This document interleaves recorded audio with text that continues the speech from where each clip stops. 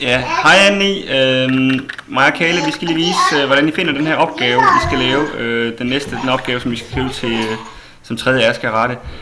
Vi finder den ved at gå på First Class. Og så finder vi vores konference. Og så ligger den under den opgave, der hedder opgave om global arbejdsdeling. Ja, hun har langt hår, det har hun nemlig. Kan du tage det lige, Kæle? Og så gør vi det, at jeg markerer alle filerne. Og så trykker jeg hent. Og så finder jeg bare et sted på mit skrivebord, hvor jeg kan gemme dem. Og når man så skal åbne den, så ser det så ser det sådan her ud. Så ligger de sådan her, filerne. Og det man så gør, det er, at man finder indeksfilen,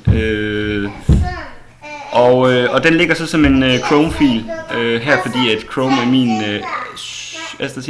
fordi Chrome er min, det er den browser, jeg bruger som standard. Men den fungerer ikke så godt med Chrome, den virker faktisk ikke, så man skal åbne den med Internet Explorer. Og når man så gør det, jamen, så kommer den frem og er sådan browserbaseret.